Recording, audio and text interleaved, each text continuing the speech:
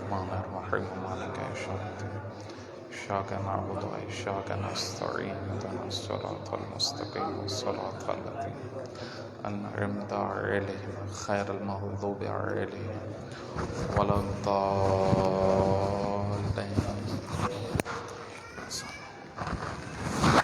أعوذ بالله من الشيطان الرجيم. بسم الله الرحمن الرحيم. الحمد لله على ما أنعم وله الشكر على ما ألهم وهو الأول والآخر والظاهر والباطن وهو بكل شيء عليم. والصلاة والسلام على حبيبه ونجيبه وصفيه الذي أرسلته بالهدى ودين الحق ليظهره على الدين كله ولو كره المشركون. ابو القاسم محمد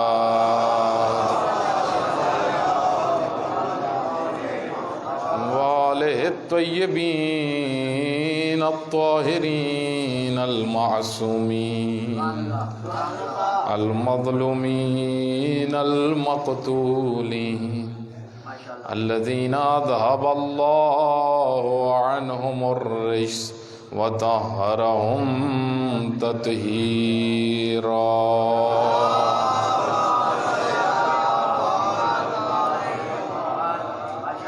ولعنة الدائمة على أعدائهم أجمعين. قال الله تعالى في كتابه المجيد والفرقانه الحميد. بسم الله الرحمن الرحيم. إن الدين عند الله الإسلام. صلوات پڑھیں محمد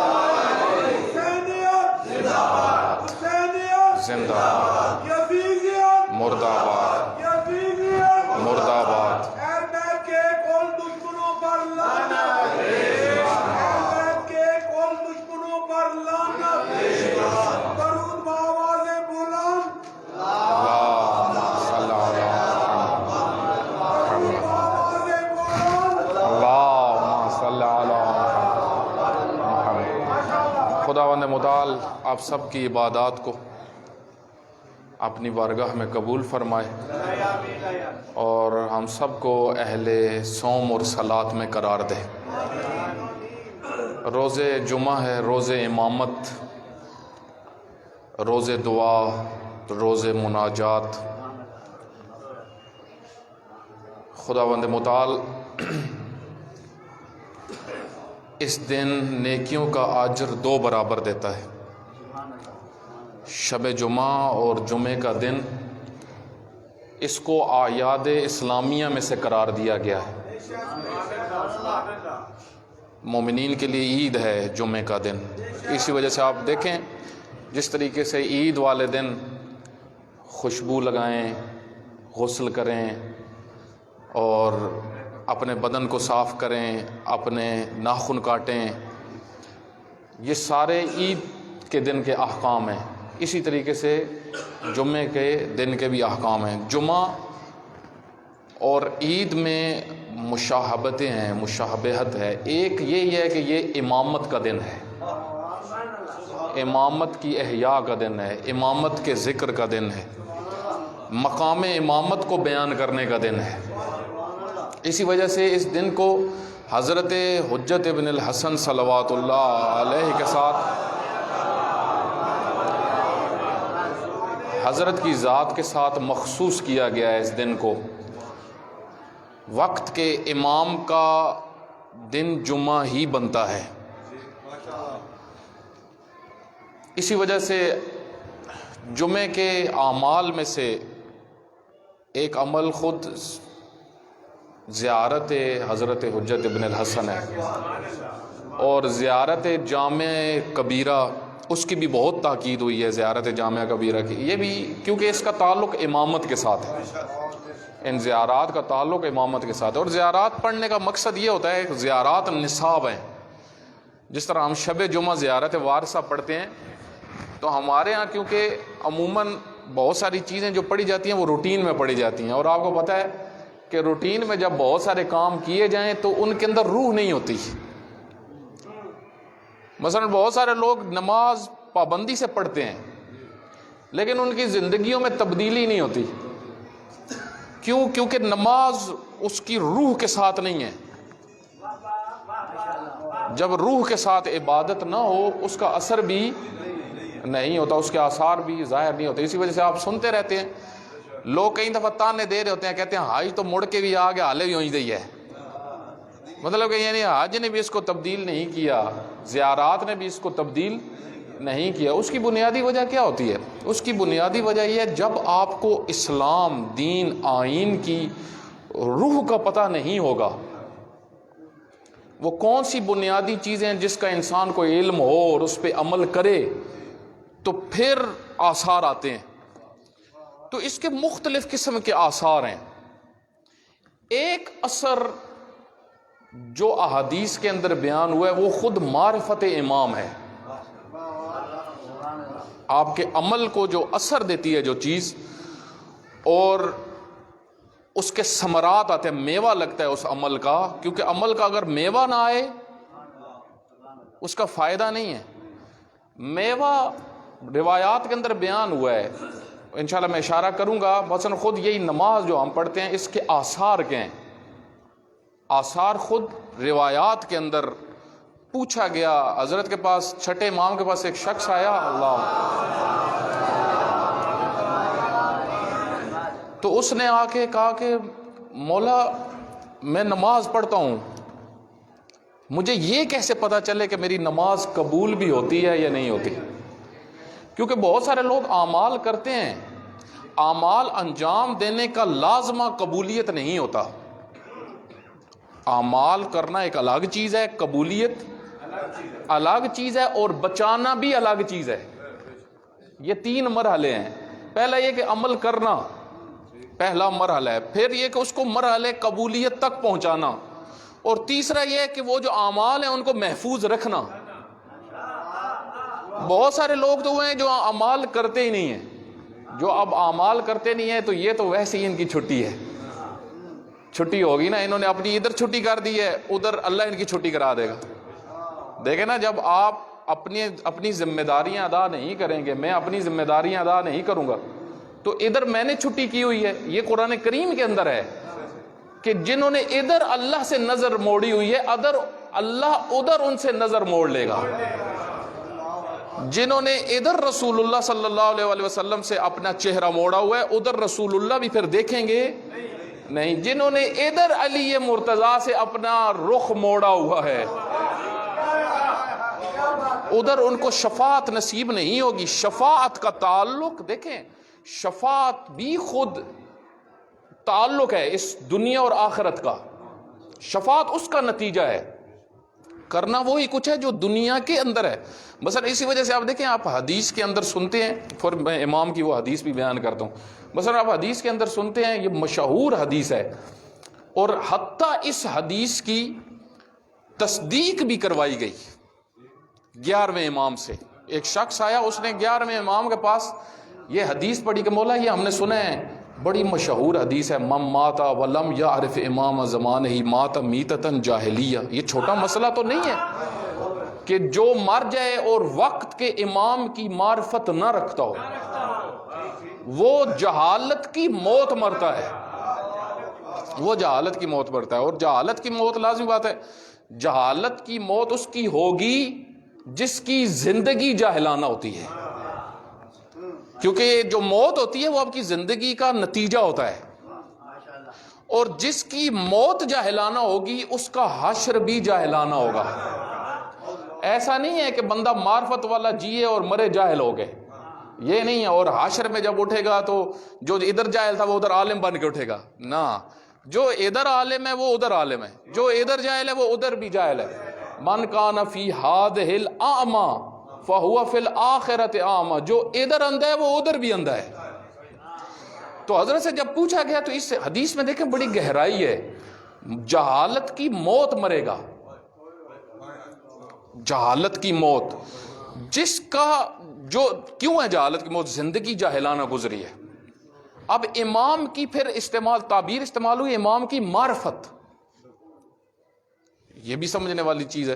تو جو آپ کی خدمت میں بیان میں کر رہا تھا کہ خود امامت کا ایک بڑا گہرا تعلق ہے، ایک گہرا تعلق ہے آپ کے اعمال کے ساتھ، اس کو میں بیان کروں گا۔ حضرت سے پوچھا گیا کہ مولا یہ اعمال جو ہم نماز پڑھتے ہیں یہ کیسے پتہ چلے قبول ہوتی ہے نہیں ہوتی؟ کیونکہ بہت سارے لوگ جب ادھر اٹھیں گے نا، اس کو جو میں نے وہ امامت کا چیپٹر بیان کیا تھا بیچ میں وہ اس ساتھ جوڑنا تھا، بہت سارے لوگ جب ادھر اٹھیں گے نا وہ پریشان ہو جائیں گے کہ اتنا کچھ کیا تھا، ادھر تو کچھ بھی نہیں، ادھر اتنی زحمتیں کی، ادھر اتنی مشقتیں کی اور نتیجہ کچھ بھی نہیں ہے۔ اب لازم بات ہے، یہ ایک سوچنے والی بات تو ہے، اللہ ضائع تو کسی کا نہیں کرتا، لیکن یہ کیا ہوا کہ اس کو نہیں ملا ادھر؟ ایک سوال تو بنتا ہے، اللہ عادل ہے، اللہ کریم ہے، اللہ رحیم ہے، اللہ ماں سے بھی زیادہ محبت کرنے والا ہے، تو خداوند متعال فرماتے ہیں دیکھو میرے قانون ہیں، میرے قوانین ہیں، میں اعمال کو قبول کرتا ہوں، ان کی کچھ میں نے شرائط رکھی ہوئی ہیں، کچھ ان کے لازمے ہیں۔ مثلا نماز کا لازمہ خود قرآن کریم میں خداوند متعال نے بیان کیا ہے، اور یہ صرف معصوم بیان کر سکتے ہیں کہ آثار نماز کیا ہیں، کیسے پتہ چلے قبول ہوگی یا نہیں۔ تو حضرت کے سامنے جب اس نے یہ سوال کیا تو مولا نے فرمایا قرآن میں پڑھو نا، قرآن میں لکھا ہوا ہے تمہاری نماز قبول ہوتی ہے یا نہیں ہوتی۔ کہا مولا کیسے پتہ چلے؟ کہا یہ آیت نہیں پڑھی، ان الصلاۃ تنہی عن الفحشاء والمنکر، منکر، نماز جو انسان پڑھتا ہے اس کے اندر دو چیزیں آ جاتی ہیں، ایک فحاشی اس کی زندگی سے ختم ہو جاتی ہے، دوسری اس کی زندگی میں برائی نظر نہیں آتی۔ اب آپ جتنی برائیاں دیکھ لیں اس کی زندگی میں نہیں ہوگی۔ اگر ہم نماز پڑھ رہے ہیں اور زندگی سے برائیاں بھی ختم ہو رہی ہیں تو سمجھو قبول ہو رہی ہیں، اور اگر ہم عبادت بھی کر رہے ہیں اور زندگی کی روٹین ویسی کی ویسی، گھر میں بھی ویسا ہی، محلے میں بھی ویسا ہی، دکان میں بھی ویسا ہی، جہاں جا رہا ہوں ایک ہی کنڈیشن ہے، یعنی تبدیلی نہیں آ رہی۔ پاکستانی قوم تبدیلی کے لفظ سے تو بہت آشرا ہے، کوئی تبدیلی نہیں آ رہی۔ کیوں؟ حالانکہ نتیجہ یہ ہونا چاہیے تھا کہ عبادت اللہ کی ہو رہی ہے اور انسان کے اندر تبدیلی نہ ہو۔ اس کی وجہ کہ اس کے پیچھے کچھ چیزیں ہیں، شرائط جو پوری نہیں ہو رہی، اس وجہ سے مرحلے قبولیت تک نہیں پہنچ رہے۔ مثلا اور میں سمجھا دیتا ہوں اس بات کو۔ ایک شخص آیا حضرت کے پاس، چوری کر کے آیا۔ اب دیکھیں کئیوں نے دین بھی ٹیڑھا پڑا ہوتا ہے، ٹیڑھا دین دینداری بے دینی سے خطرناک ہے۔ ٹیڑھا دین بعض اوقات کیا ہوتا ہے؟ بے دینی سے خطرناک ہوتا ہے۔ وہ شخص آیا، اس نے چوری کی تھی، اب اس نے یہ آیت پڑھی ہوئی تھی، من جاء بالحسنۃ فلہ عشر امثالھا، جو ایک نیکی کرتا ہے اس کے بدلے میں اس کو 10 نیکیاں ملتی ہیں، اور جو ایک برائی کرتا ہے اس کے بدلے میں ایک ہی برائی ہوگی، یعنی ایک ہی سزا ہوگی۔ اس نے چوری کی، چوری کرنے کے بعد اب وہ گیا، اس نے غریبوں میں پیسے تقسیم کیے، ایک کو تھوڑے سے دیے، پھر دوسرے کو تھوڑے سے دیے، پھر تیسرے کو تھوڑے سے دیے، پھر ایک تھوڑی سی مسجد بنوا دی، ایک تھوڑا سا وہ کام کر، سارے کام کر کے اب امام کے پاس آیا، کہتا مولا میں نے یہ کام کیا، اب میں نے یہ نیکیاں کی ہیں۔ تو اب اس نے خود کیلکولیشن کی، کہا ہر نیکی کے بدلے میں 10 نیکیاں ہو گئی اور ایک غلطی کے مقابلے میں ایک سزا، تو 10 میں سے آپ ایک نکال دیں تو پیچھے کتنی بچ گئی؟ 9۔ اس کا مطلب ہے جو میں نے کام کیے ہیں ان میں سے 9 میرے کیا ہو جائیں گے؟ اللہ کے نزدیک منظور ہو جائیں گے، درست ہو جائیں گے۔ تو حضرت نے فرمایا تم نے لگتا ہے قرآن نہیں پڑھا۔ خداوند متعال فرماتا ہے کہ میں قبول نہیں کرتا مگر متقی سے. خدا کبھی بھی اعمال قبول نہیں کرتا مگر اہل تقوی سے. کیا یہ شرط ہے؟ اعمال کی قبولیت میں کیا ہے؟ تقوی، اللہ کا خوف. اگر تمہارے اندر اللہ کا خوف ہوتا تم چوری ہی نہ کرتے. اگر تمہارے اندر اللہ کا خوف ہوتا تم کرپشن ہی نہ کرتے. اگر تمہارے اندر اللہ کا خوف ہوتا تم سود نہ کماتے. اگر تمہارے اندر اللہ کا خوف ہوتا یہ اتنے معاملات جو زندگی کے بھی ہمارے یہاں روٹینوں میں چل رہے ہیں یہ نہ کرتے. میرے بھائی یہ کیا بات ہوئی؟ پورا سال سود کا کام کر کے اینڈ میں ایک مسجد بنوا دی. اللہ اس طرح قبول نہیں کرتا. تو دیکھیں آپ ایک اس کو سمجھ نہیں آئی دین کی. اس نے یہ کہا جے اللہ کے نزدیک، میں جو آیت پڑھی آپ کی خدمت میں، اللہ کے نزدیک دین اسلام ہے. کیا مطلب ہے؟ یعنی دین آئین زندگی ہے. تقسیم نہ کرو دین کو. آپ دیکھیں مسلمانوں کی بنیادی ترین مشکل، اگر آپ تحقیق شروع کریں مسلمانوں کا بنیادی ترین مسئلہ آج تک کیا چلتا آ رہا ہے؟ بعد از پیغمبر گرامی سے لے کے آج 1400 سال ہونے والے ہیں، مسلمانوں کے اندر بنیادی مشکل وہ کیا ہے؟ مسلمان ان شرائط کو بھول گئے، ان بنیادی چیزوں کو بھول گئے جن کے نتیجے میں اعمال قبول ہوتے ہیں اور پھر ثمرہ آتا ہے، آثار ظاہر ہوتے ہیں. آپ دیکھیں جو خود سید الشہداء علیہ السلام کے مقابل میں تھے ان کے پاس بھی ایک دین تھا. ان کے پاس بھی ایک دین تھا، لیکن وہ کون سا دین تھا؟ وہ دین تھا جو انہوں نے اپنی خواہشات سے بنایا تھا. کیونکہ خود خواہشات پورا دین آئین بنا لیتی ہیں، قانون بنا لیتی ہیں خواہشات. جس طرح مسلمانوں نے یہ کرنا شروع کیا. آپ دیکھیں خود غدیر ایک شرط تھی اعمال کی قبولیت میں. غدیر جو اتنا پیغمبر گرامی نے ماحول بنایا اللہ کی طرف سے ہوا اور اتنے سخت حالات کے اندر ہوا اور اہتمام کیا، اور پھر یہ فرمایا سارا اعلان کرنے کے بعد پھر مسلمانوں کو بتایا کہ جو ان سے محبت کرے گا اللہ ان سے محبت کرے گا. یہ سارا کچھ بیان کرنے کا مقصد یہ تھا کہ اگر اپنے اعمال مرحلے قبولیت تک لے کے جانا چاہتے ہو ولایت کے سائے میں رہو.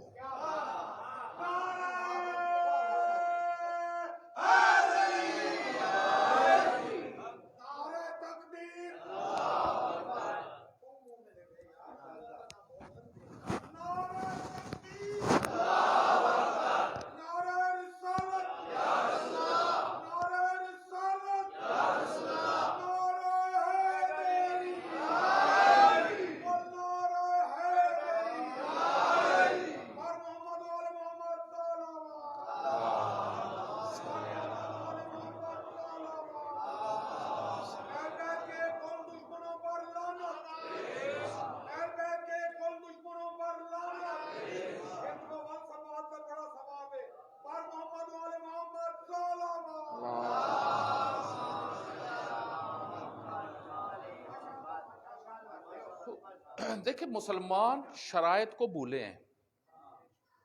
ان شرائط میں سے ایک جو امامت ہے، یہ امامت کا مسئلہ آپ اس وقت سمجھ میں آتا ہے جب انسان پورے دین کو سسٹم کے طور پہ سمجھتا ہو، پورے دین کو ایک سسٹم کی صورت میں سمجھتا ہو. لیکن اگر انسان دین کو یہ سمجھ لے، میں مثال آپ کو دیتا ہوں آسان سی تاکہ بحث مشکل نہ ہو. مثلا آپ دیکھیں ایک حدیث کے اندر آیا ہے کہ باپ بچے کو مارتا ہے، ٹھیک ہے، بچہ غصے سے دیکھتا ہے، قبول نماز نہیں ہوگی بچے کی. اب یہ سوچنے والی بات ہے نا کہ کیا تعلق ہے باپ کو گورنے سے نماز کا. آپ دیکھیں نا حدیث کے اندر ہے ایک شخص ایک لقمہ حرام کا کھاتا ہے، ایک لقمہ، 40 دن تک اس کی دعا اٹھتی نہیں ہے. کیا تعلق ہے شکم کا دعا سے؟ سسٹم ہے، ضابطے. دیکھیں مسلمانوں نے وہ ضابطے دین وہ نہیں سمجھا، دین کو تقسیم سمجھا ہے. بہت سارے تو اس سے بھی بڑی گمراہی میں چلے گئے دین کے متعلق. انہوں نے یہ سمجھا ہوا ہے کہ دنیا میں جو کچھ کر لو اس کا آخرت سے کوئی تعلق نہیں ہے. یہ بھی خود وہ یعنی ضابطۂ دین کو نہ سمجھنا.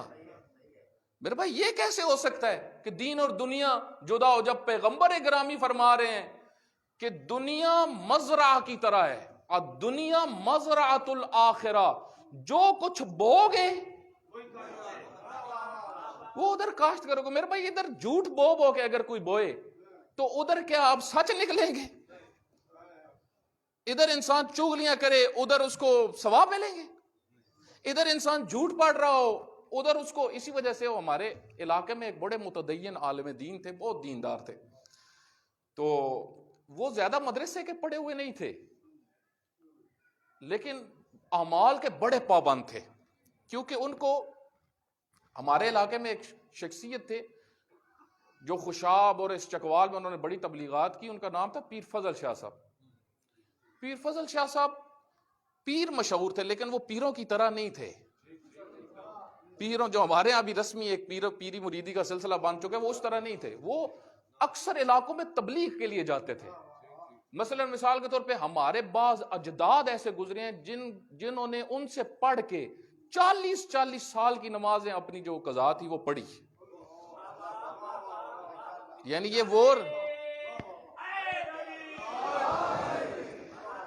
وہ نہیں تھے کہ جنہوں نے کہا کہ نہیں پڑھنے کی ضرورت کوئی نہیں، اسی تو اگاں ٹپا دے ساں.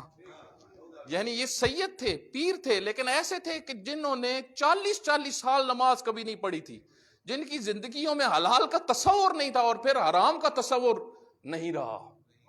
یعنی پہلے وہ یہ تصور کرتے تھے کہ بس اب یہی چلے گا، پھر اسی شخصیت نے ان کی زندگی تبدیل کی. اب یہ لوگ اتنے پابند ہو گئے تھے کہ ہمارے کئی دفعہ بزرگ جب بتاتے تھے کہ کپڑے پہننے سے پہلے 7 دفعہ فلاں سورہ انا انزلنا پڑھ لو، پھر پانی اس کے اوپر چھڑکو. ہم کہتے تھے یہ ان کو کیسے پتا چلی ہیں یہ چھوٹی چھوٹی چیزیں بھی تو یہ حدیث کے اندر ہیں.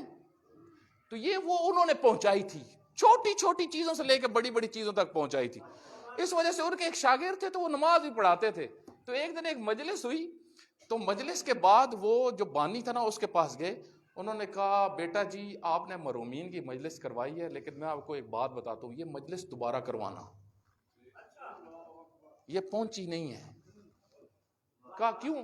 کہا اس نے فلاں جھوٹ بولے ہیں مجلس میں، اور جھوٹ اللہ تک نہیں پہنچتا، جھوٹ کا ثواب نہیں ہوتا.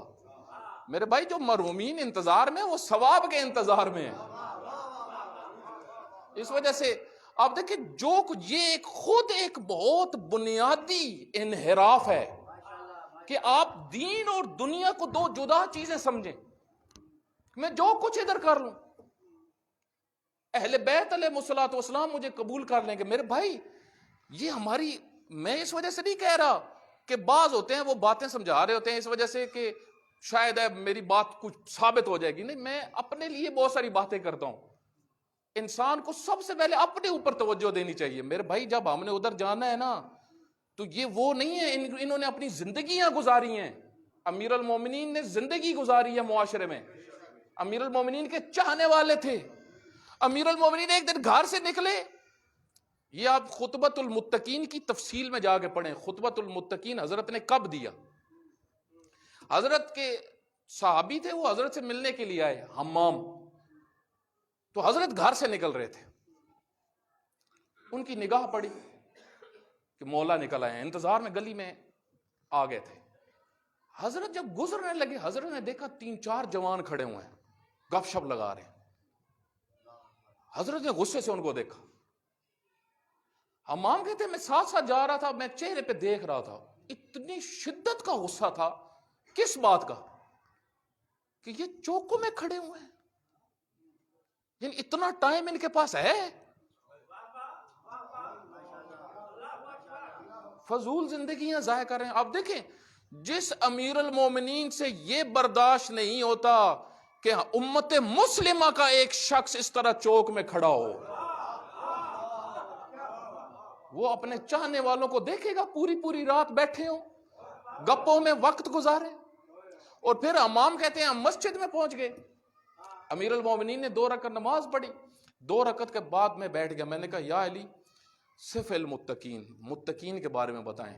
حضرت مجھے پہلے کہتے ہیں چھوڑو آج رہنے دو، کیوں کہا یہ؟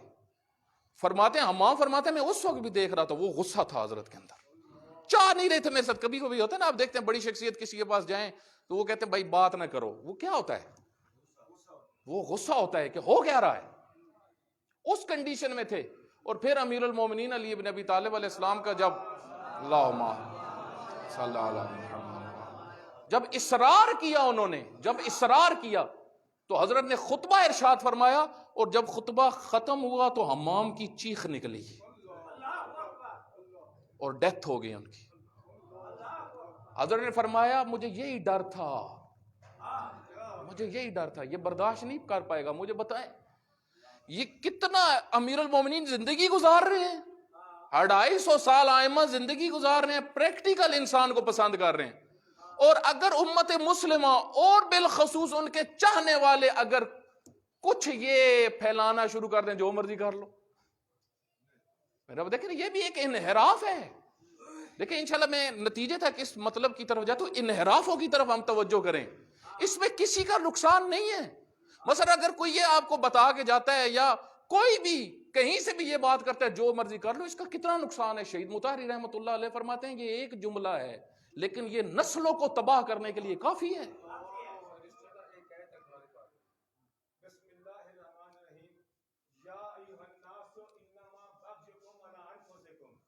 اے لوگو تمہاری زیادتی تمہاری جانوں کا نقصان ہے. متاع الحیات دنیا, تم دنیا کی زندگی کا کچھ فائدہ اٹھا لو. ثم الینا مرجعکم, تم نے ہماری طرف لٹنا ہے. فننبئکم بما کنتم تعملون, اس وقت ہم تمہیں بتائیں گے جو کچھ آپ کرتے تھے.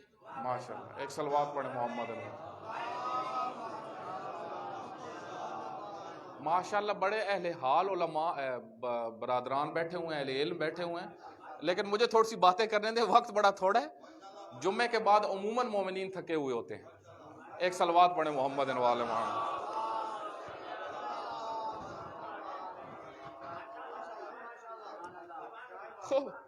یہ دیکھیں انحراف جو ہوتے ہیں نا, نسلوں کو ایک جملہ بعض اوقات کیا ہوتا ہے نسل کو برباد کرنے کے لیے کافی ہوتا ہے. اس کا نقصان سب کو ہے. مثلا جو مرضی کر لو, اسی وجہ سے تو آپ دیکھیں بچے بھی والدین کے ساتھ کیا کر رہے ہیں, سوچنے والی بات ہے, کیا کر رہے ہیں ابھی والدین کے ساتھ, کس حد تک پہنچ گئے ہیں. کیوں؟ کیونکہ ان کو یہ سبق پڑھا دیا جو مرضی کرو. اسی طریقے سے آپ دیکھیں شوہر بیویوں کے ساتھ کیا کر رہے ہیں, بیویاں شوہروں کے ساتھ کیا کر رہے ہیں, کیونکہ ان کو بھی پڑھا دیا گیا جو مرضی کر لو. یہ بڑی خطرناک چیزیں ہیں, انہوں نے برباد کر دی ہے. خوف خدا ختم ہو گیا لوگوں کے اندر سے, شوہر کے اندر خوف خدا ختم ہو گیا, بیوی کے اندر خوف خدا ختم ہو گیا, بچوں کے اندر خوف خدا ختم ہو گیا, دکاندار کے اندر خوف خدا ختم ہو گیا, ہمسایوں کے اندر خوف خدا ختم ہو گیا. یہ کون اللہ فرائض قرار دیتا ہے. اللہ نے کتنے فرائض ہماری گردنوں پہ رکھے ہیں. انسان ایک لمحے کے لیے فرائض سے خالی نہیں ہے, ایک لمحے کے لیے حقوق سے نہیں نکل سکتا. لیکن ہمارے ہاں اتنا بڑا چیپٹر حقوق کا, آپ ایک لفظ کہہ رہے ہو جو مرضی کر لو سب ختم. اتنا بڑا چیپٹر واجبات کا, محرمات کا, آپ ایک جملہ کہہ رہے ہو کچھ کر لو جو مرضی کر لو سب ختم. آپ کتنی آسانی سے یہ جرت کر رہے ہو, مطلب کتنا بڑا انحراف. جی شریعت, عملی شریعت کا انکار ہے. اور یہ بہت زیادہ آپ دیکھیں یہ بہت زیادہ ہو چکا ہے. ان انحرافوں نے شروع سے مسلمانوں کو تباہی کی طرف لے کے گئے, تباہی کی طرف لیتے گئے, دھکیلتے گئے. تو میرے بھائی بہت سارے انحراف ہیں. اعمال کی قبولیت انحرافوں کے ساتھ نہیں ہوتی, عبادتوں کا فائدہ انحراف کے ساتھ نہیں ہوتا. مثلا میں مثال دیتا ہوں آپ کو, کسی بھی امت کے اندر جتنی امتیں گزری ہیں آپ دیکھیں علماء امتیاز ہوتے ہیں اس کا, ایسا ہے نہیں. علماء دنیا میں کہیں پہ چلے جائیں, اہل علم بیٹھے ہوئے ہیں, آپ تحقیق کر لیں کسی مذہب میں علماء کی توہین نہیں ہوتی, کسی مذہب میں. ہمارے ایک استاد تھے فلسفہ میں ان سے پڑھتا تھا قم کے اندر, تو وہ ہمارے ایک بہت بڑے فیلسوف گزرے ملا صدرہ رحمۃ اللہ علیہ. ان کے متعلق کسی شخص نے غلط بات کی, پڑھے لکھے نے, ہمارے جاننے والے تھے ادھر اہل علم میں سے تھے.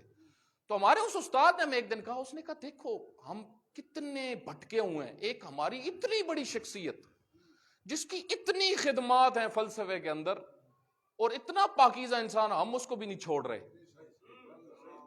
اور کہا آپ چلے جاؤ یورپ کے اندر, آپ کو ایسے ایسے پروفیسر ملیں گے جن کی زندگی میں سوائے بدکاریوں کے کچھ نہیں ہے, لیکن ان کے بارے میں کوئی غلط بات نہیں کرے گا کیونکہ ان کی علمی خدمات ہے. اس علمی خدمات کی وجہ سے بہت ساری چیزوں کے اوپر پردہ ڈال دیتے ہیں. آپ اس سے اندازہ لگائیں, خود کسی مذہب میں کسی مکتب میں علماء کی توہین نہیں ہے, اور پیغمبر اکرامی نے تو کتنا واضح یہ بیان کر دیا, العلماء ورثۃ الانبیاء, اور پھر شرائط بھی بیان کی. ایسے نہیں کہ ہر عالم دین کی عزت کرو. یہ میں صرف اس وجہ سے آپ کی خدمت میں عرض کر رہا ہوں, انحراف مختلف قسم کے ہیں, چھوٹی چھوٹی باتیں. اچھا علماء کو سائڈ پہ کر دیں گے, علم لوگے کدھر سے میرے بھائی؟ پھر کہاں سے علم لوگے؟ ایک شخص دکان پہ بیٹھا ہوا ہے, ایک شخص میڈیکل کے شعبے میں بیٹھا ہوا ہے, ایک جو انجینئر ہے, اس نے تو ٹائم نہیں لگایا. قرآن کریم حکم دے رہے, قرآن کریم نے یہ نہیں کہا سارے جا کے اسپیشلائزیشن کرو دین کی, دین پڑھو سارے, اسپیشلائزیشن کے لیے کچھ نکلو. فلولا نفر من کل فرقۃ منہم طائفہ لیتفقہوا فی الدین وَلِيُنذِرُوا قَوْمَهُمْ إِذَا رَجَعُوا إِلَيْهِمْ لَعَلَّهُمْ يَحْذَرُونَ. کیوں نہیں نکلتا تم میں سے گروہ؟ نکلو, دین پڑھو, صرف پڑھنے کی حد تک نہیں, تفقہ کرو, گہرائیوں میں جاؤ. نہج البلاغہ کو گہرائی سے پڑھ کے کرنا کیا ہے؟ قرآن کریم کو گہرائی سے پڑھ کے واپس آؤ, واپس بھی آنا ہے. یہ نہیں کہ ادھر ایسیوں والے کمرے ہیں تو ادھر ہی رہ جاؤ جہاں گئے ہو. یہ نہیں کہ ادھر پارک اچھے ہیں, ہاں جی فیملی اچھے چکر لگا لیتی ہے, وہ ادھر ہی رہیں. ہمارے کئی دوستان ہیں وہ واپس نہیں آتے. اس کی ایک بنیادی وجہ جو نہ آنے کی ہے وہ کیا ہے؟ ادھر سہولیات ہیں. اللہ کیا حکم دے رہے ہیں؟ رجعوا الیہم, پڑھ کے واپس آؤ. اب تمہاری ذمہ داری ہے, جس نے میڈیکل کے شعبے میں کام کیا, اسپیشلائزیشن کی ہے, اس سے تم فائدہ اٹھاؤ اور وہ تم سے فائدہ اٹھائے, وہ اپنے دین کو سمجھے. آپ 10 سال ایک شخص پڑھ کے آتا ہے, 15 سال پڑھ کے آتا ہے, وہ محنت کرتا ہے, مذاق اڑاتے ہیں جناب, علماء زحمتیں اٹھاتے ہیں. میں آپ کو حقیقت میں اپنی آپ کو بات بتاتا ہوں, میں نے جب تک میں 16-17 سال کا تھا, میں دال کھاتا ہی نہیں تھا, مزاج میں نہیں تھا. ہمارا فیملی ہوتا ہے نا, بعد دال بنتی نہیں ہے, کبھی بنتی تھی. لیکن جب میں مدرسے میں گیا, ہر رات دال ہوتی تھی, مدرسے میں بجٹ ہی نہیں تھا تو کھائی میرے بھائی. اب یہ سختیوں کے بغیر دیکھیں, سختی میں کئی دفعہ گھر میں بچے جب تھوڑا سا آتے ہیں نا, چیزیں ان کو ملتی ہیں, تو میں دیکھتا ہوں بگاڑ آ رہا ہے چیزوں کی وجہ سے, تو میں سب سے زیادہ جس چیز کو میں غور کرتا ہوں, میں کہتا ہوں انسان جب آسائشوں میں آتا ہے نا, پھر شخصیت نہیں بنتا. یہ بہت سارے علماء کے پھر جو بچے شخصیت نہیں بنتے, اس کی مین وجہ یہ ہے کیونکہ علماء خود زحمتوں میں پلے ہوتے ہیں, بچے زحمتوں میں نہیں پلتے, بچے لوٹ لاٹ کے ساتھ رہتے ہیں. اسی وجہ سے بہت سارے علماء, بڑی بڑی شخصیات آپ دیکھیں گی, ان کے بچے نہ یہ صرف کہ آگے عالم دین بنتے, اکثر منحرف ہو جاتے ہیں, آسائشیں منحرف بھی کرتی ہیں. تو میرے بھائی علماء سے اگر دین نہیں لیں گے, انحراف چھوٹا سا لگ رہا ہے لیکن بات بہت بڑی ہے. آپ اگر مراجع کو چھوڑ دیں گے, دیکھیں مرجعیت اسپیشلائزیشن ہے. امامت, شیعہ جو امامت کا قائل ہے اور خلافت کا قائل نہیں ہے, شہید مطہری رحمت اللہ علیہ فرماتے ہیں امامت اسپیشلائزیشن ہے. امام اسپیشلسٹ ہوتا ہے دین کا.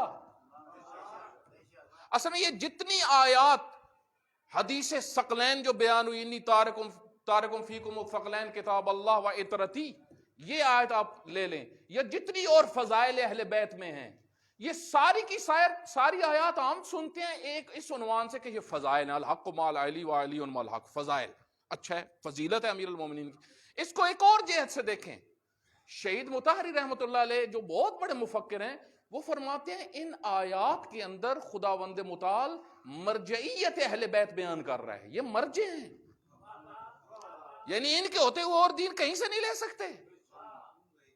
حجیت کا معنی یہ ہے, یہ جو آیت تطہیر ہے, ہمارے ہاں تو اس کو وہ مناظروں میں لے گئے ہیں نا, آیت تطہیر جس مفہوم کو بیان کر رہی ہے وہ یہ کہ یہ 5 تن پاک خصوصاً حجیت رکھتے ہیں. حجیت کیا؟ عصمت کا لازمہ حجیت ہوتی ہے، یعنی اس کی بات کو رد نہیں کیا جا سکتا، کسی بھی بات کو رد نہیں کیا جا سکتا. دقت کرے نا ہم جو بات کر دیتے ہیں نا بعض کا، میں یہ بھی آپ کی، ہم بعض کا سمجھتے ہیں کچھ نے رد کیا، لیکن کہیں ہم بھی تو زندگی میں رد نہیں کرتے. اصل تو یہ ہے نا میرے بھائی، پریکٹیکل رد کرنا 2 طریقے سے ہوتا ہے. ایک دفعہ یہ ہے کہ والد آپ کو کہتا ہے، بچے کو کہتا ہے، بعض بزرگ بھی بیٹھے ہوئے ہیں، بچے کو آپ نے کہتا ہے کہ بیٹا جاؤ یہ کام کرو، ٹھیک ہے، بچہ نہیں جاتا، یہ بھی رد کرنا ہے. ایک دفعہ بس آپ دیکھیں گھر میں مہمان آ گئے، ٹھیک ہے، گھر میں مہمان بیٹھے ہوئے ہیں، اب والد بچے کو پتا چل گیا کہ والد مجھ سے یہ ارادہ رکھتا ہے کہ میں مارکیٹ میں جاؤں چیز لے آؤں، پتہ ہے اس کو کہ والد کا ارادہ یہ ہے،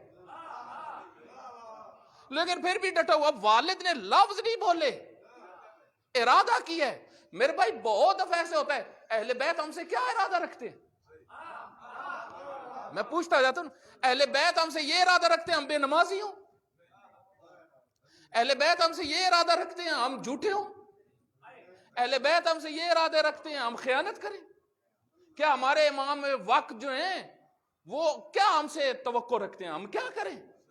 تو بعض اوقات ہم بھی عملی طور پہ بہت سارے کاموں کو کر کے رد کر رہے ہوتے ہیں، اور بعض اوقات کاموں کے ذریعے سے، اور بعض اوقات اللہ اعلان، اللہ اعلان پورے فلسفے دین کو زیر سوال لے کے جا رہے ہوتے ہیں. تو یہ انحراف دیکھیں مومن کا کام ہے.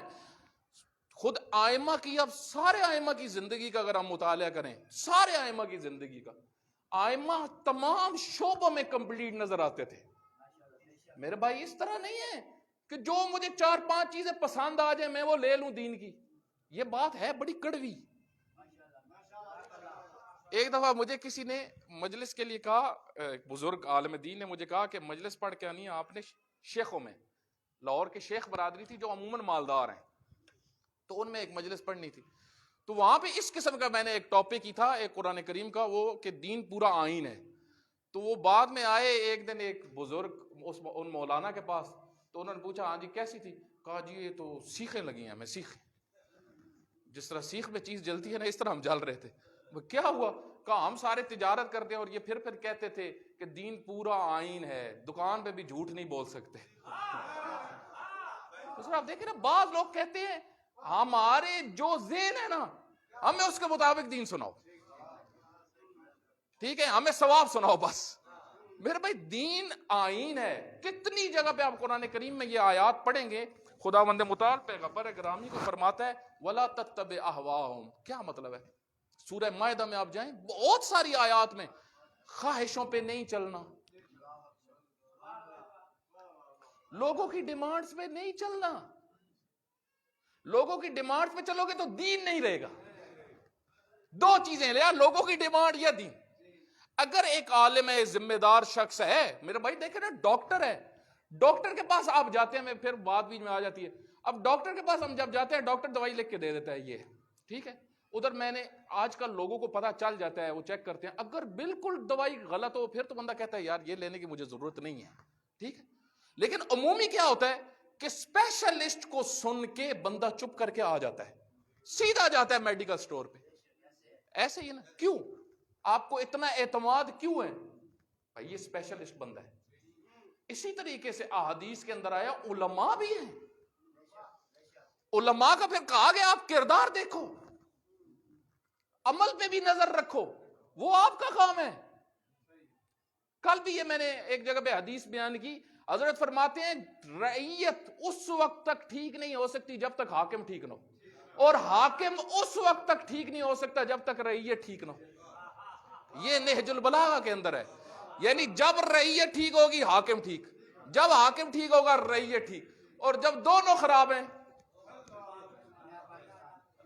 پھر کچھ بھی نہیں ہوگا.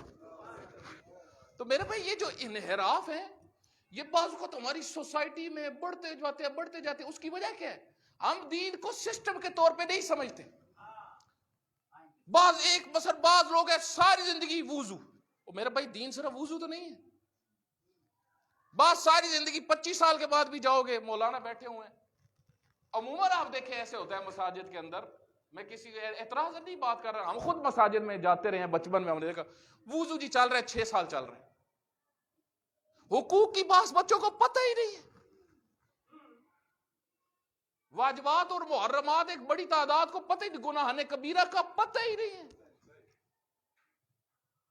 اسی طریقے سے آپ دیکھیں سیاسی مسائل اسلام کے لوگوں کو پتہ ہی نہیں, حکومت اسلامی کا تصور لوگوں کے پاس ہے ہی نہیں. بڑے بڑے پڑھے لکھے بندے آپ دیکھیں وہ کہیں گے اچھا جی اور کیا کریں, کوئی رائے حل نہیں ہے. بھائی آپ امامت کو کیا سمجھتے ہو, کنسپٹ آپ نے امامت کا کیا سمجھا؟ ہم نے امامت اگر آئین ہے, اگر دین پورا سسٹم ہے, تو انسان کی کیا ضرورت حکومت ہے یا نہیں ہے؟ اگر حکومت ضرورت ہے تو کیا اسلام کے اندر غیبت کبریٰ میں حکومت کا کوئی تصور ہے یا چھٹی ہے؟ بھائی آپ چھٹی کا تصور کہاں سے لے کے آئے ہو؟ بعض کہتے ہیں غیبت کبریٰ میں چھٹی ہے, جمعے کی چھٹی, نماز کی چھٹی, جمعہ نہ پڑھو, کیا مطلب یہ چھٹی؟ غیبت کبریٰ ذمہ داریوں کو بڑھاتی ہے یا ختم کرتی ہے؟ ہمارے ہاں تو غیبت کا عجیب سا مفہوم لوگوں نے سمجھ لیا, یعنی جو کچھ کرنے کی ضرورت نہیں. اچھا کیا غیبت کبریٰ میں آپ دیکھیں نا, ہم وہی بات جو کرتے ہیں کہ امامت اسپیشلائزیشن ہے اور سید المرسلین اسپیشلسٹ لوگوں کو دین کا وارث بنا کے گئے, اور معیار بھی تھا. سیدہ کی میں نے زندگی کے اوپر مفصل گفتگو کی جو انٹرنیٹ پہ موجود ہے. آپ دیکھیں حضرت نوح کی مثال موجود ہے کہ حضرت نوح کے بیٹے ہیں لیکن غرق ہو گئے. میرے بھائی اس طرح پارٹی والی بات نہیں ہے.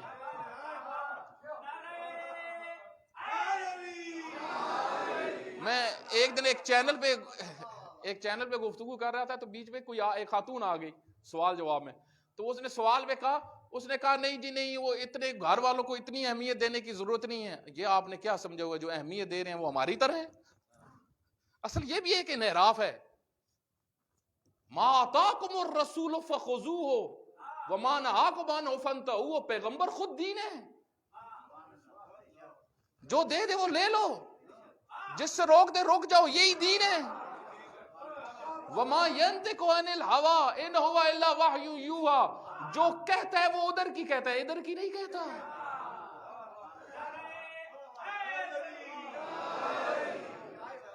دیکھیں نا, اب جتنے وہ معیار کے تحت وہ ساری چیزیں ملی, اب سیدہ کو جو اتنی عظمت دی تو وہ اسپیشلائزیشن تھی نا, یعنی عبادت, بندگی, علم, ان سارے معیاروں پہ جب دیکھا یہ وارث ہے. اگر فرض کریں, میں مثال دیتا ہوں, آپ فرض کریں اگر کوئی امیر المومنین سے بڑا عالم ہوتا فرض کریں, اور پیغمبر گرامی ان کا تعارف نہ کرواتے ہیں, تو یہ پیغمبر ہے؟ یہ ہو سکتا ہے؟ وہ ہماری طرح ہے میرے بھائی, پارٹیوں والے کہ جو اپنا گروپ بس اس کو کھینچی آؤ, چاہے غلط بھی کر رہا ہو, جو مرضی کرتا رہے, تعریفیں کرتے آؤ, تائیدیں کرتے آؤ. ہم اسی طرح کرتے ہیں نا. ہم نے تو میں کئی دفعہ یہ بات کرتا ہوں, ہم پاکستانی تو کئی دفعہ ضد میں الگ ضد کا دین, بلکہ اس سے پہلے بنو امیہ نے یہی دین بنایا. بنو امیہ کا دین کیا ہے؟ اہل بیت کی ضد.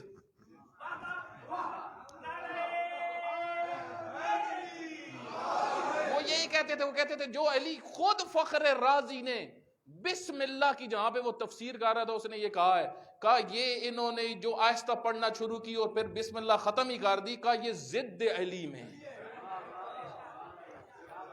اب دیکھو نا, ضد میں پورے دین بن جاتے ہیں, پورے دین. تو اسپیشلائزیشن, تو یہ آپ دیکھیں اب دین کامل ہے, انحراف کہیں سے بھی ہوگا. حکومت کا سبجیکٹ ہے, اسلام رکھتا ہے. حقوق کا سبجیکٹ ہے, میرے بھائی ادھر جانے کی ضرورت نہیں ہے, ہیومن رائٹس لو ادھر سے جا کے. کیا اسلام خالی ہے؟ شہید باقر صدر رحمت اللہ علیہ, جو جوانی میں ہی جن کی شہادت ہو گئی تھی, بہت عظیم شخصیت ہے. امام خمینی رحمت اللہ علیہ فرماتے تھے تحفہ الہی, اللہ جو ان کو زندگی دے. جب وہ انہوں نے قیام کیا تو ان کی جان کو خطرہ پڑا, بہت قیمتی تھے.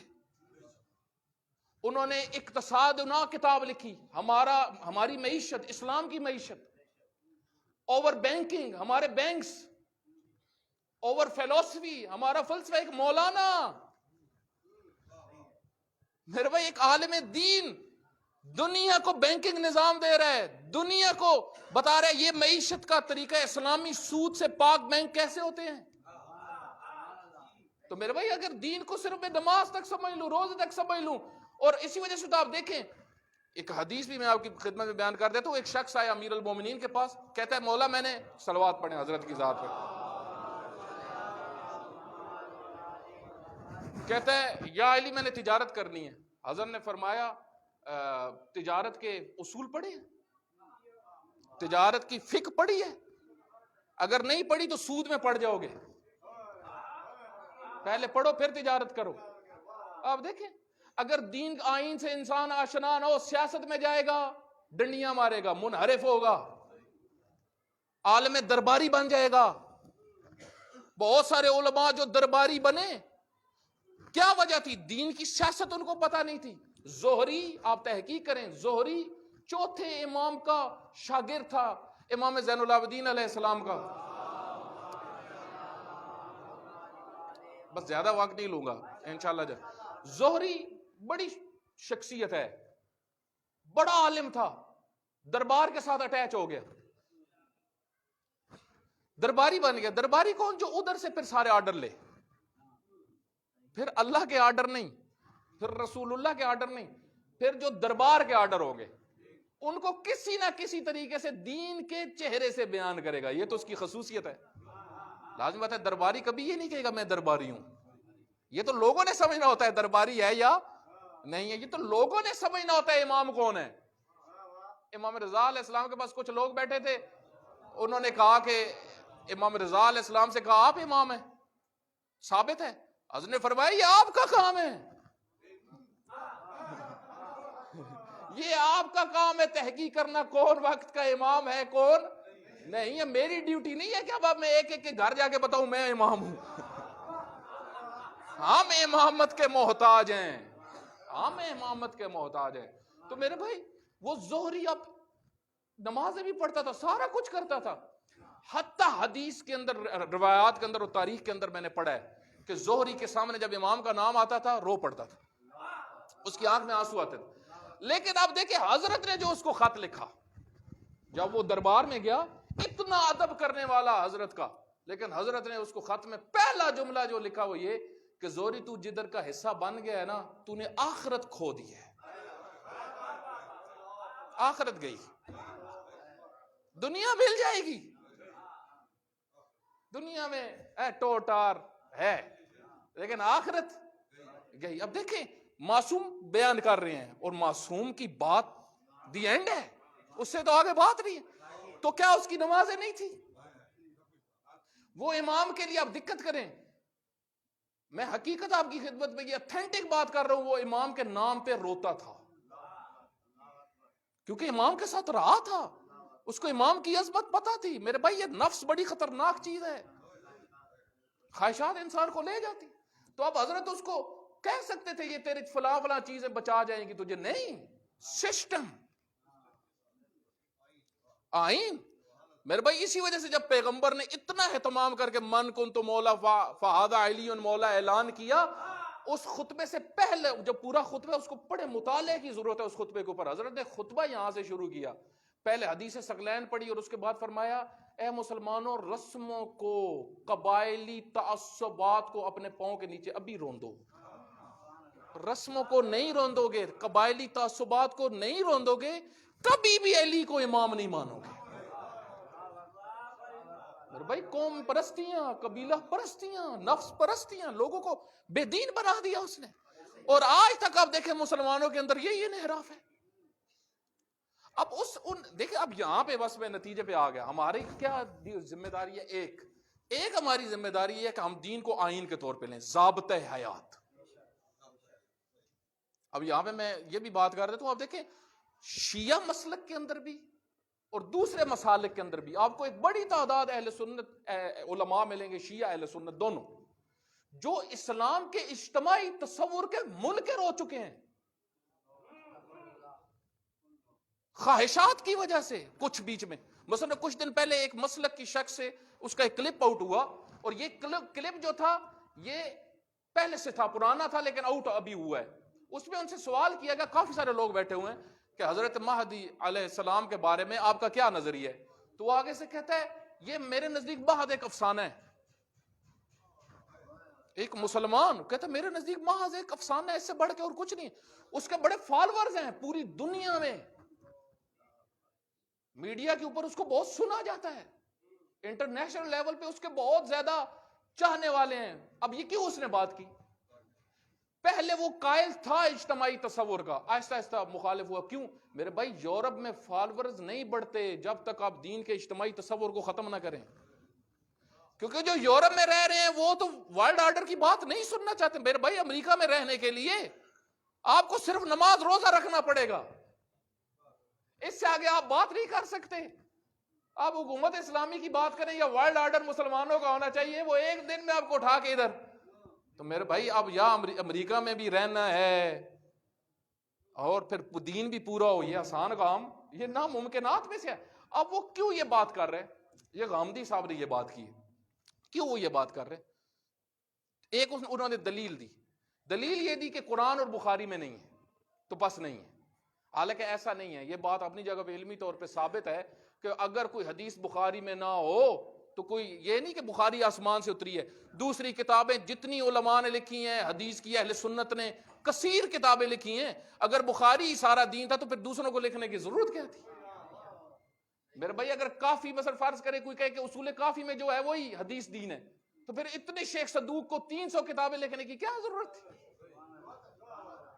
اگر ایک کتاب ہی کافی ہے تو دوسری آپ سیاستہ میں جائیں, حضرت کا ذکر ہے, علماء پڑھتے ہیں, اہل سنت کے دے کے پڑھتے ہیں. اب اس نے انکار کیوں کیا ہے؟ اصل میں یہ دین کے اجتماعی تصور کا, یعنی دین صرف نماز روزہ ہے بس, ورلڈ آرڈر سے ہمارا کوئی تعلق نہیں ہے. حکومت جس کی مرضی, شیطانوں کی ہو جن کی مرضی. اچھا اگر شیطانوں کی حکومت ہوگی تجھے عبادت کرنے دیں گے؟ ہاں جی کرنے دیں گے.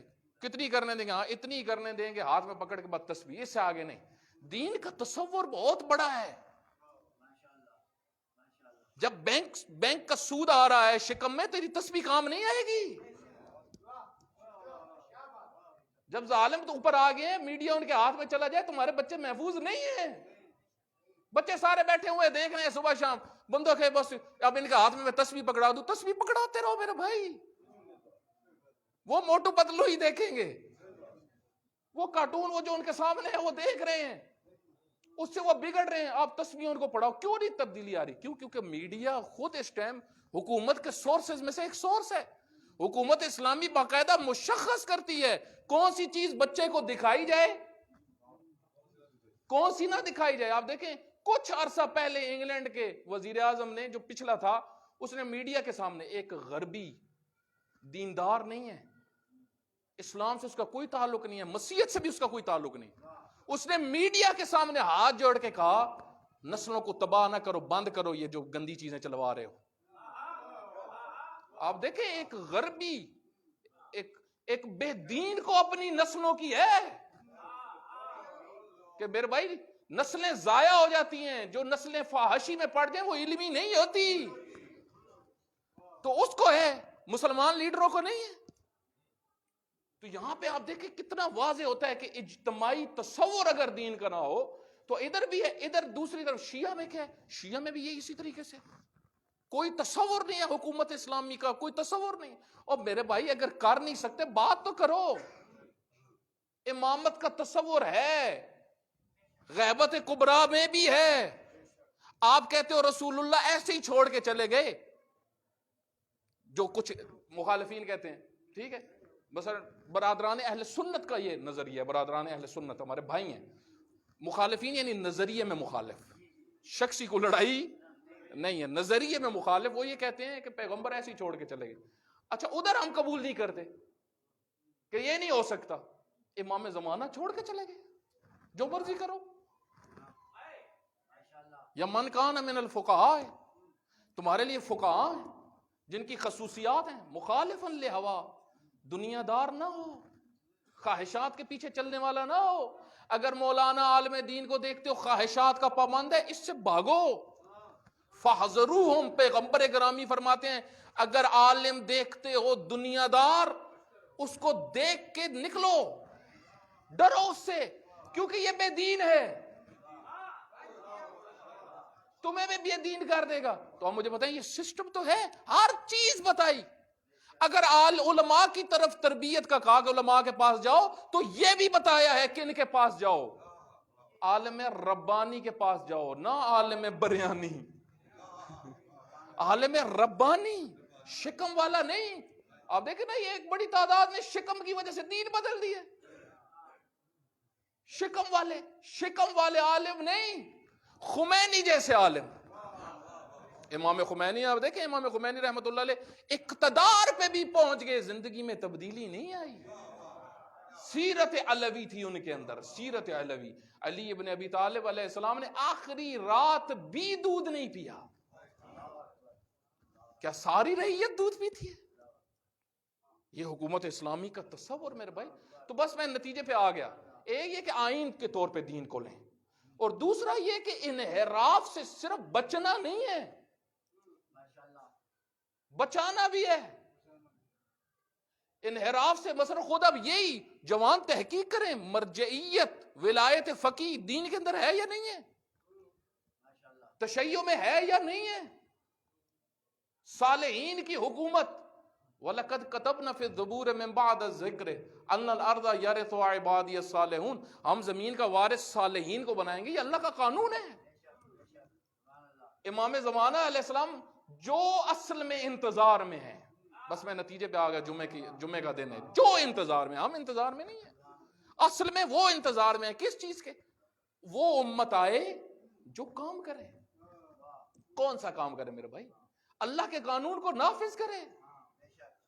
ہماری ایک اور انحراف جو ہمارے ذہن میں ڈالا گیا وہ کہ بھائی لیڈر وہی ہوتا ہے جو بجلی پانی کے مسائل حل کروائے. نہ میرے بھائی، لیڈر کی سب سے بڑی ضرورت یہ ہوتی ہے امام کی کہ وہ آپ کو ہدایت دے.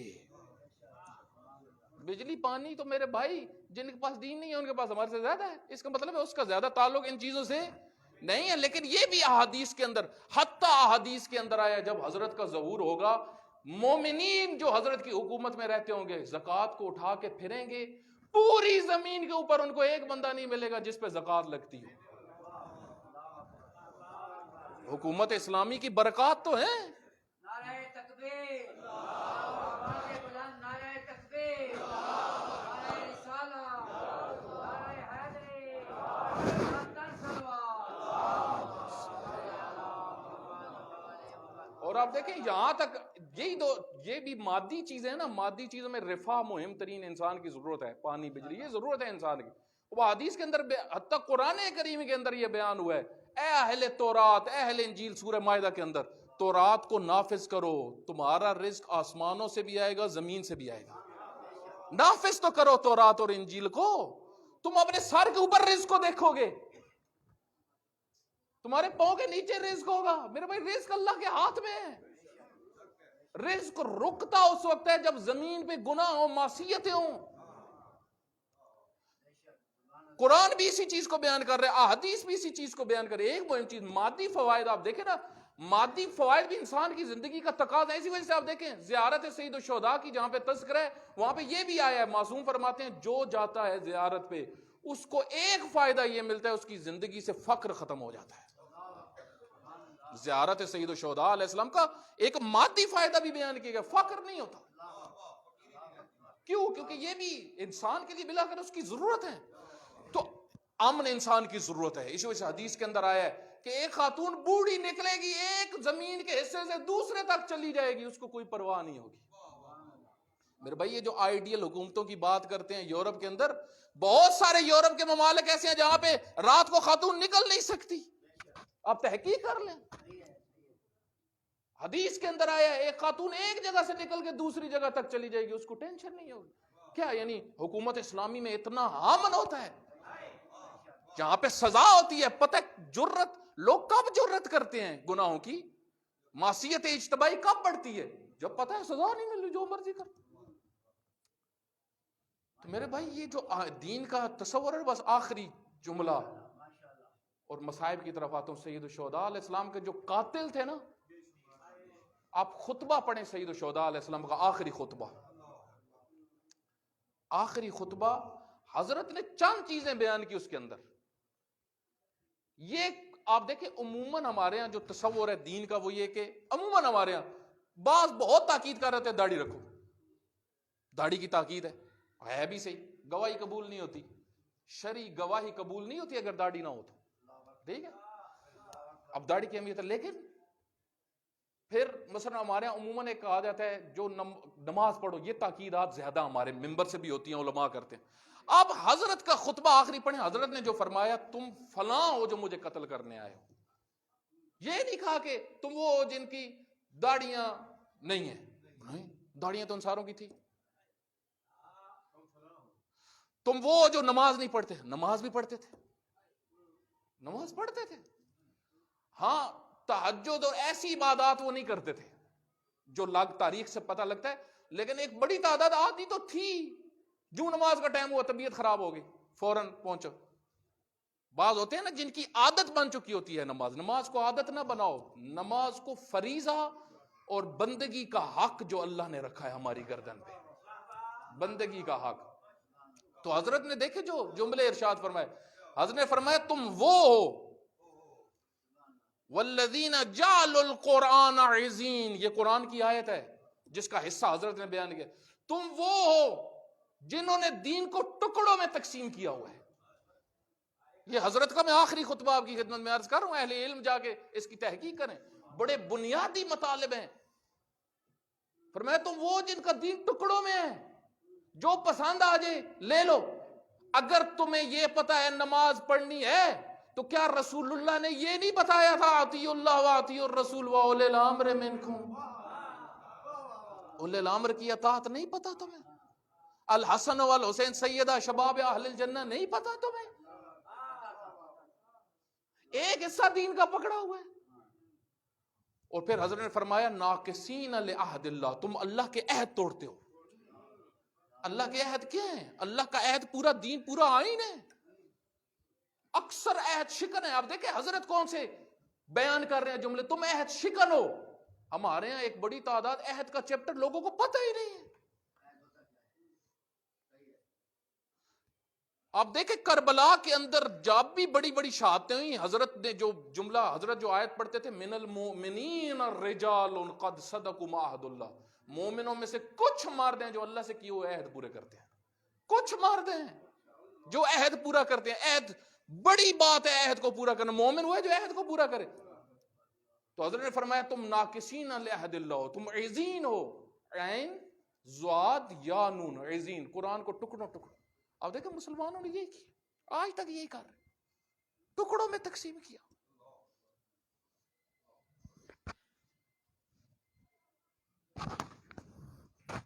حتیٰ عوام تو دور کی بات، خواص. امام حسین علیہ السلام نے جب علماء کو بلایا، اکٹھا کیا، اپنی شہادت سے پہلے آپ پڑھیں 600 علماء تقریباً تھے، اس میں 600 سے 1000 علماء، اس زمانے میں بڑی تعداد تھی. حضرت نے فرمایا کیا کر رہے ہو تم لوگ؟ تم لوگوں نے لوگوں کو کیا بتانا تھا، کس راہ پہ لے کے آنا تھا؟ ظالم سسٹم تمہارے سامنے ہے جو سنن الہی کو اور پیغمبر کی سنت کو پامال کر رہے ہیں. تم بولتے تک نہیں ہو. اس طرح تم لوگوں کے اوپر نظر رکھی ہوئی ہے، تم لوگوں نے اس طرح ظالم سسٹمز کا حصہ بن چکے ہو تم لوگ. کیوں یہ خطبہ علماء کو بلا کے دیا، اور خاص خاص لوگوں کو جو علاقوں میں اثر رکھتے تھے؟ کیونکہ حضرت کو دیکھیں بڑی شخصیات، معصوم تو پھر بہت بلند ہیں. آپ کو کتنی چیزیں امام خمینی کی ملیں گی جو حضرت امام خمینی پہلے بتا دیتے تھے کہ یہ ہوگا. تو کیا امام حسین علیہ السلام جو امام المتقین ہے، جو امام تمام ائمہ ہیں، جو بڑے بڑے رہبروں کے امام ہیں، کیا ان کو نہیں پتا تھا بعد میں جو ہونا ہے یہ کن کی وجہ سے ہونا ہے؟ اسی وجہ سے تو زیارت میں ہم پڑھتے ہیں خدایا لعنت کر قاتل پہ، لعنت فرما خاذل پہ. اور لعنت فرماؤ ان پہ جو چپ کر کے دیکھتے رہے. یہ 3 طبقے ہیں.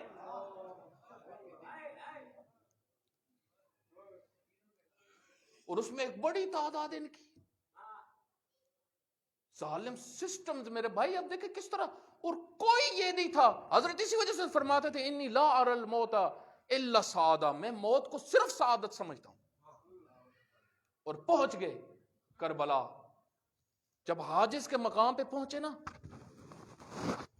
حضرت نے ایک جملہ بیان کیا, خط لکھا ایک حاجز. کربلا سے تھوڑا سا پہلے ایک جگہ تھی حاجز, جہاں رکے.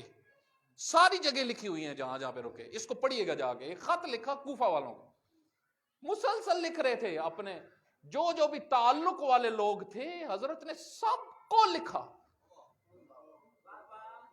کوئی قیامت والے دن یہ نہ کہ میں نے تو پتہ ہی کوئی نہیں.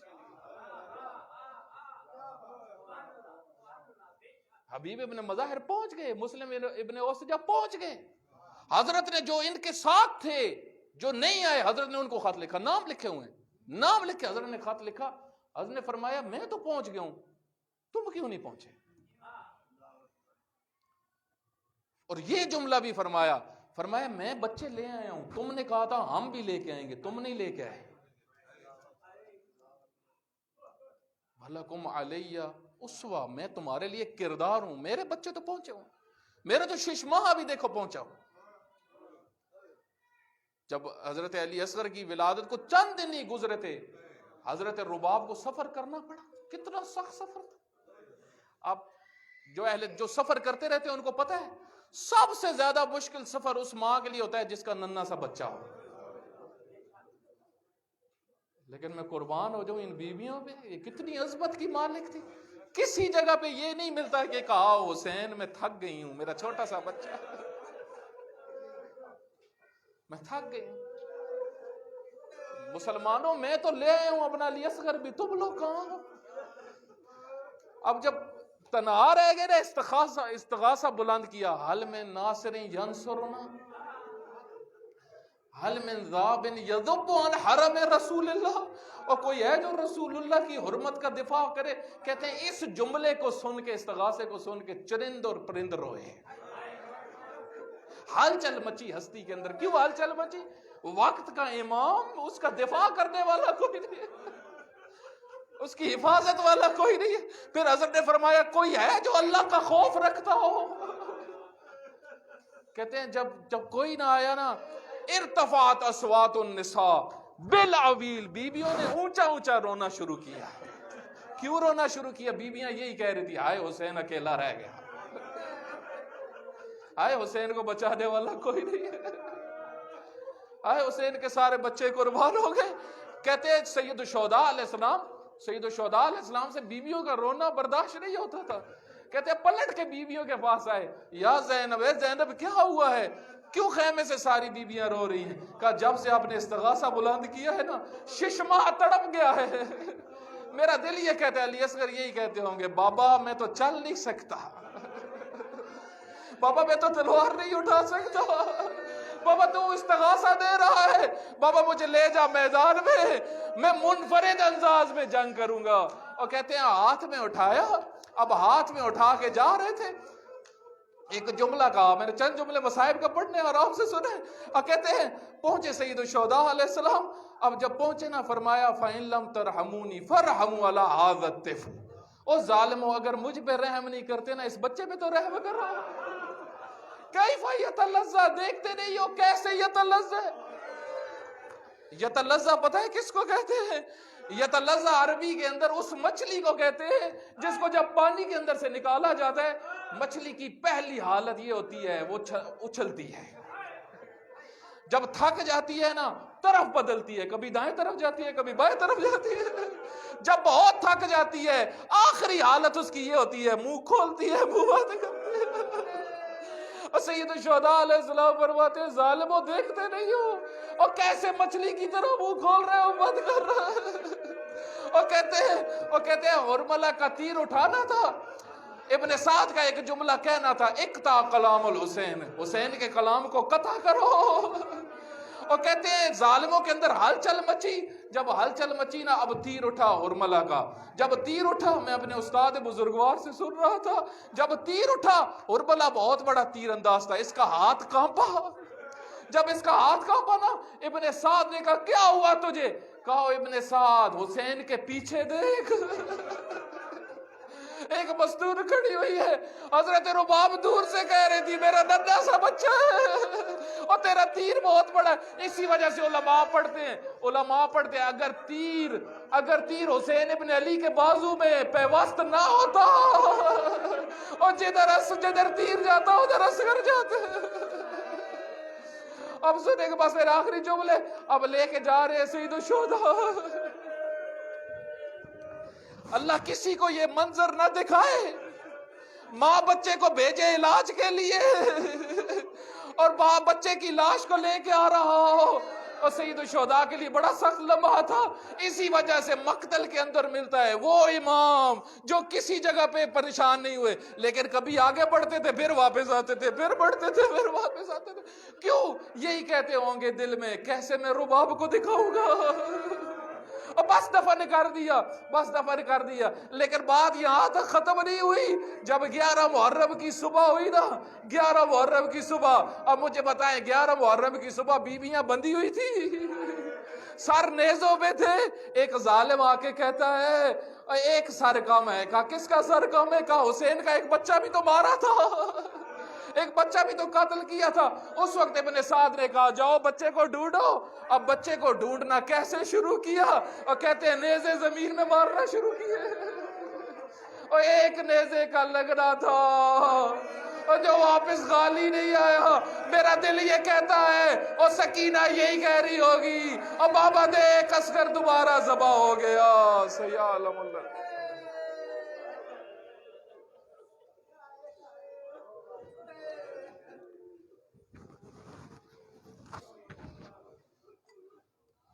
سورہ الفاتحہ.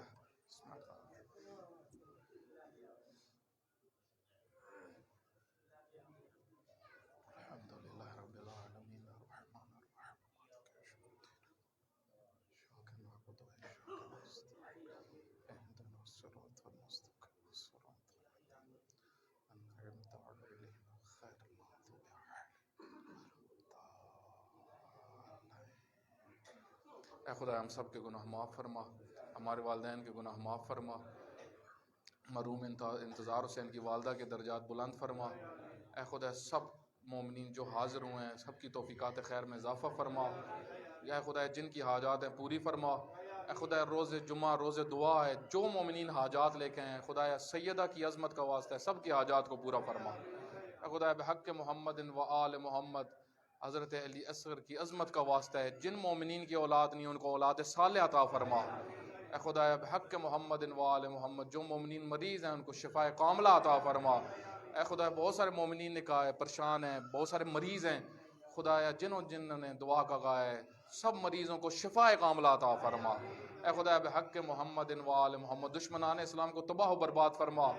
رہبر عظیم الشان مراج کرام کو صحت و سلامتی عطا فرما.